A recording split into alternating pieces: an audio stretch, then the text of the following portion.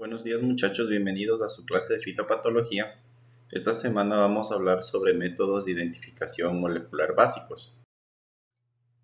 El objetivo de esta clase es conocer sobre los diferentes métodos de identificación, identificar el concepto de cada uno y analizar ventajas y desventajas que tiene cada uno de estos métodos. Entonces, para estos métodos vamos a usar lo que es la biología molecular.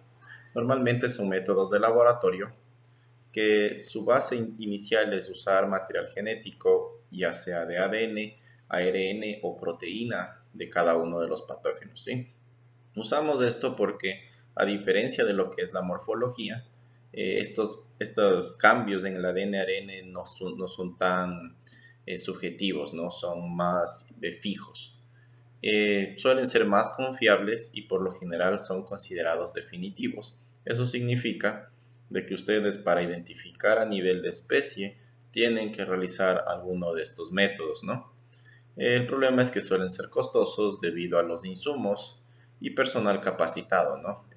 Normalmente en agronomía no somos tan educados en lo que es biología molecular, pero si son biólogos moleculares, estas tres técnicas que voy a presentar no es algo fuera de lo normal, ¿no? Entonces hay un montón de métodos y en el resumen de su clase pueden encontrar al final un montón más, ¿no? Para su trabajo cuando les toque hacer. Pero en esta clase voy a hablar de tres que son los que seguramente van a encontrar cuando lean o investiguen acerca de algún método. El primer método es el método de ELISA. Y ELISA viene del inglés Enzyme Link Immunosorbate Assay, perdón, ¿sí? Entonces de ahí viene las ELISA. Y es básicamente la reacción antígeno, que en este caso va a ser el patógeno, sea un hongo, bacteria, virus, nemato, lo que ustedes quieran, con el anticuerpo, que es una enzima, que esta enzima se rescata previamente en un laboratorio, ¿no? Entonces, la ciencia básica es que cuando nosotros somos atacados o una planta es atacada por algún patógeno, el cuerpo va a producir una respuesta inmune. Entonces, para producir estas pruebas, lo que hacen es inocular un hongo, una bacteria, virus, nemátodo con un conejo por lo general, ¿no? Y este conejo va a defenderse del ataque de este patógeno produciendo estas enzimas que son los anticuerpos, que es la defensa, ¿sí? La forma más fácil y la más común que se ve es en las pruebas de embarazo. Entonces, cuando una mujer está embarazada, comienza a producir ciertas enzimas y lo que hacen es orinar en estas pruebas de embarazo y van a aparecer dos líneas, ¿sí? Dos líneas significa que está embarazada y una línea significa que no está embarazada, ¿sí? En lo que son patógenos, nosotros solemos utilizar el platito que está abajo que tiene los huequitos, ¿no? Entonces nosotros ponemos el patógeno, después vamos a poner un montón de reactivos y lo que vamos a ver es un cambio de color, ¿sí? Si el cambio de color existe, pues decimos que la prueba es positiva, es decir, que tiene este patógeno. Y si no hay el cambio de color, decimos que es negativa, es decir, que no tiene la planta, ¿no? En el COVID, por ejemplo, estamos usando las pruebas que son las pruebas rápidas que se llaman, ¿no? Que la C va a ser el control, IgG y IgM, que son los anticuerpos. En la S van a poner la muestra y en B van a poner el blanco, ¿no?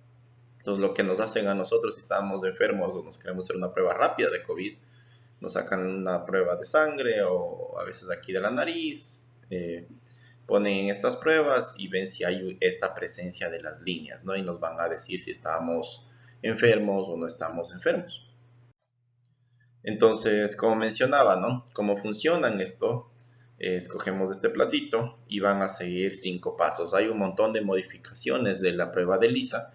Lo importante es que al inicio ponemos el anticuerpo, después vamos a poner el antígeno, que en este caso va a ser patógeno, después vamos a poner un reactivo que va a permitir este cambio de color y según el método van a entrar otros sustratos, etcétera, ¿no? Entonces vamos a tener un color si es positiva, no va a haber cambio de color si es negativa, ¿no? Hay algunas pruebas que son ELISAs directas, en donde se va a omitir un paso o va a haber otros pasos, pero siempre va a ser esto importante, el cambio o no cambio de color. ¿Cuáles son las ventajas y desventajas de la prueba de ELISA? Pues la prueba de ELISA es barata, sí existe, Si es que ya existe esta prueba, pues es muy barata. Requiere poco material de laboratorio. Lo que normalmente nosotros hacemos es que, por ejemplo, cogemos una muestra de la hoja, maceramos, es decir, le hacemos pedacitos y vamos a usar eso como la muestra, ¿no? Y normalmente suelen hacerse en un rango de 2 a 6 horas cada uno de estos pasos. Por lo general tenemos que esperar 2 horas para el siguiente, etcétera, ¿no? ¿Cuál es la desventaja de este método? Es que si los patógenos son muy similares, por ejemplo, como mencionaba en los hongos, tienen las formas de Specialis, estas diferencias tan pequeñas hacen que sea muy difícil de identificarlos, ¿no? Estas pruebas también suelen tener problema que el anticuerpo se daña fácil, entonces ustedes tienen que tener una cadena de frío, sobre todo para el anticuerpo, para que esto se conserve por mucho tiempo. Y el peor problema que tienen estas pruebas son los rangos positivos y negativos que no son claros. Si ustedes miran el platito que está ahí, se van a dar cuenta que el cambio de color a veces es bastante ligero, pero otras veces el cambio de color es bastante fuerte. Y esto pasa porque depende del momento en que nosotros tomemos la prueba, va a depender la cantidad de anticuerpos que vamos a tener presentes. Por ejemplo, si una mujer que está embarazada se hace la prueba, cuando recién tiene un mes de embarazo, este cambio de color no va a ser tan fuerte, que va a ser lo opuesto cuando esta mujer embarazada se hace una prueba a los 3 o 4 meses, ¿no? Obviamente ya se le va a ver la pancita, ya va a tener algunos síntomas de embarazo, ¿no? Pero lo importante es que tengan en cuenta esto, de que depende cuando hagamos la prueba, puede salir positivo o negativo. Y es seguramente por eso es que han visto en las noticias que a veces dicen que las pruebas no tienen eh, no tienen un nivel de susceptibilidad alto, es decir, que es difícil, puede haber muchos negativos falsos, se llama eso. La siguiente muestra es el PCR. Y PCR viene de Polymerase Chain Reaction, que es PCR, ¿sí? Cadena de la polimerasa. Y lo que hace es amplificar el ADN o ARN del patógeno. Entonces, si el ADN está presente del patógeno, lo que hace esta prueba es amplificarlo para que nosotros podamos detectar su presencia. ¿Cómo funciona? Pues esto ya lo han visto en clase de biología molecular. En un tubito vamos a poner la muestra de ADN, los cebadores o primers, los nucleótidos, que va a ser citosina, guanina, adenina y timina. Van a poner la Taq polimerasa, que es la enzima que permite amplificar el ADN, el buffer, que va a hacer que la reacción se ejecute, y todo va a estar dentro de un tubito, ¿sí? Dentro de este tubito lo vamos a poner en una máquina que se llama el termociclador, y lo que hace es cambiar de temperatura, ¿no? Primero lo que hace es en el primer paso, que se llama desnaturalización, lo que hace es abrir las cadenas, ¿sí? Por lo general suele ser de más de 95 grados centígrados. Después los primers las secuencias tienen que ser compatibles, ¿no? Complementarias al patógeno que esté presente. Pues si no existe, no se van a unir, ¿no? Y la tercera es la extensión, que cuando el Thermus aquaticus lo que hace, o la Taq polimerasa, lo que hace es amplificar el ADN, y esto se va a repetir una vez y otra vez y otra vez y otra vez. Por lo general en un rango de 35 a 40 ciclos. Después de esta muestrita, cuando acabó, la ponemos en un gel de polimerasa, que es la foto negra, y este ADN va a migrar, ¿no? Desde la parte de arriba a la parte de abajo. Y nosotros podemos ver el tamaño que tiene esta banda. Esta banda nos va a decir, es igual que la prueba de Lisa, si está la banda está presente, si no está la banda es una prueba negativa. Y eso es la misma ciencia igual en el COVID, ¿no? Ustedes van, le sacan la prueba de sangre, extraen el ADN y hacen lo que es el PCR, ¿no? ¿Cuáles son ventajas y desventajas de esta técnica? Una ventaja es que es bastante específica, ¿no? Si los cebadores están bien diseñados, esto solo va a amplificar la muestra que me interesa a mí. Normalmente suelen ser rápidas, se hacen en un lapso de 5 a 7 horas, ¿no? Y ustedes dirán que lento, en realidad, por ejemplo, cuando hacemos crecer un hongo en un plato, eso puede demorar 8 días, 20 días incluso, ¿no? Igual una bacteria va a demorar 2 días, pero estas pruebas van a ser mucho más rápidas en relación al tiempo, ¿no? Y si es que el PCR está bastante optimizado, es decir, que está muy bien hecho, nosotros podemos ver aquí sí ciertas formas de especialis o ciertas variaciones que puede haber en los patógenos, ¿no? Entonces ustedes ven en la fotito lo que dice XCCA, entonces son cepas de bacterias, ¿no? Entonces podemos ver si es que estas cepas son diferentes, ya cuando las bacterias son demasiado iguales. Pero a veces pasa lo que también pasa en este cuadradito verde, que se amplifican cosas que nosotros no queremos que se amplifiquen. Entonces, este ADN necesita optimizarse. Y esta es la primera desventaja, ¿no? Como tiene tantos reactivos, hay que ver cuánto ponemos de primer, cuánto ponemos de ADN, cuánto es el tiempo que tenemos que hacer. Entonces, cada una de estas cosas requiere mucha optimización, ¿sí? Normalmente tienen que extraer el ADN o ARN del patógeno, entonces necesitan kits de extracción que suelen ser caros, ¿no? Pueden hacerlo a mano, pero si lo hacen a mano, o sea, a mano me refiero con insumos de laboratorio, igual es más trabajoso, igual es más caro, ¿sí? Y otro problema que mencionaba es, por ejemplo, con estas banditas que aparecen, a veces son producto de la contaminación en laboratorio, entonces tienen que tener una técnica bastante buena, ¿no? Finalmente vamos a hablar de lo que es el árbol filogenético y vamos a hablar del método que se llama el MLA. MLA es de Maximum Likelihood Analysis o el análisis de mayor similitud, podríamos decirlo así, ¿no? Y funciona bajo la premisa de que los seres, o sea, organismos que son muy iguales, sufren la menor cantidad de cambios en lo que es el ADN o el ARN. ¿Y cómo funciona? Pues se hacen gráficas de este árbol y al final van a poner los organismos, ¿no? Nosotros extraemos el ADN, hacemos el PCR y mandamos a que nos secuencien, o sea, nos digan la secuencia, el orden de adenina, guanina, citosina, timina que tiene este organismo, ¿no?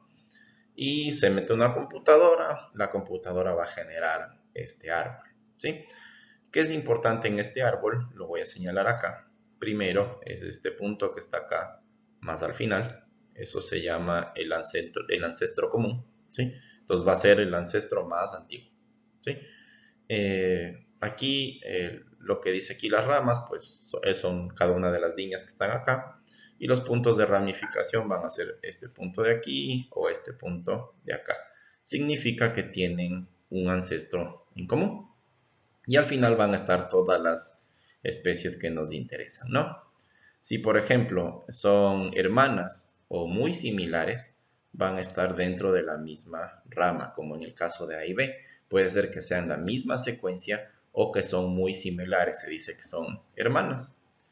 En cambio, si comparamos C con A, seguramente son primos, debido a que tienen otro antecesor en común, ¿sí?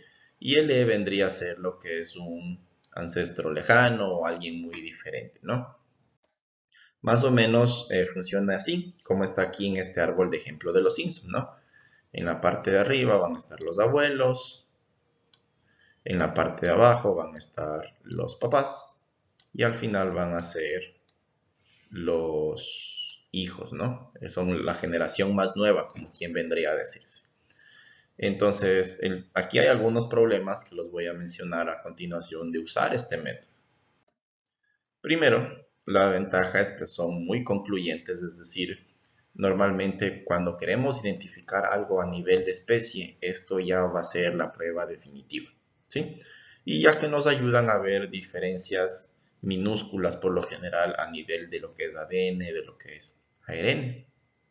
Y estos tienen este número que se llama el bootstrapping. El bootstrapping son, por ejemplo, este 92, este 78, ¿sí? Entonces, este análisis que se hace en la computadora se va a repetir muchas veces, ¿sí? Entonces, el número indica qué tan seguros estamos de que esos organismos sí son hermanos o no son hermanos, ¿sí? Entonces, si vemos un número alto, o sea, llegan a 100% por lo general, significa que la computadora está muy segura de esa relación. Pero si vemos números bajos como el del cuadradito verde del 42, significa que la computadora no está segura de esa relación, ¿sí? Y esto puede ser por un montón de cosas que no lo vamos a tratar acá, ¿no? La desventaja es que algunos genes no ayudan. Entonces, el gen que vamos a utilizar para hacer esto de árbol a veces es muy informativo, es decir, nos permite ver las diferencias y a veces no es tan informativo. Entonces, hagamos, si explicándolo, por ejemplo, si nosotros usamos nuestras manos, ¿sí? Para diferenciarnos, no hay muchas diferencias porque nuestras manos son del mismo tamaño, con nuestro color de piel tal vez no varíe mucho, ¿sí? Las uñas sean igual. Pero si, por ejemplo, nosotros usamos el rasgo de ojos en comparación, por ejemplo, a alguien asiático, eso haría que nosotros seamos muy diferentes. Entonces, el gen que nosotros ocupemos para hacer estos árboles va a hacer de que nosotros podamos identificar bien o mal un organismo, ¿sí? Otra falla es que estos árboles necesitan alto poder computacional, es decir, una computadora normal no lo va a poder hacer, ¿no? Se va a colgar el programa y se va a salir del análisis, entonces necesitan una computadora un poquito potente. Y otro problema es que este método, si bien es cierto, es el mejor, eh, es caro, ¿no? Entonces mandar a secuenciar es un costo, tener esta computadora o usar esta computadora es otro costo, entonces normalmente involucra mucha gente que sepa hacer muchas cosas. Muchas gracias por su atención a esta clase y muchos éxitos en su tarea. Saludos.